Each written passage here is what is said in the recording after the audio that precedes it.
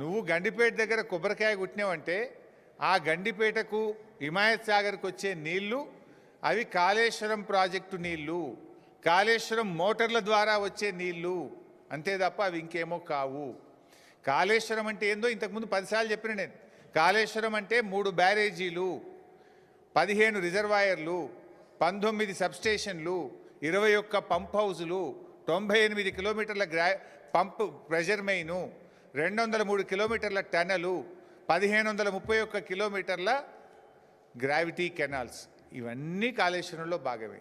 ఇందాక నేను ఏమన్నా కాళేశ్వరం అంటే 15 రిజర్వాయర్లు అన్నా. ఆ 15 రిజర్వాయర్లలో ఒక రిజర్వాయర్ మల్లన్న సాగర్. ఆ మల్లన్న సాగర్ కాళేశ్వరంలో అంతర్భాగము.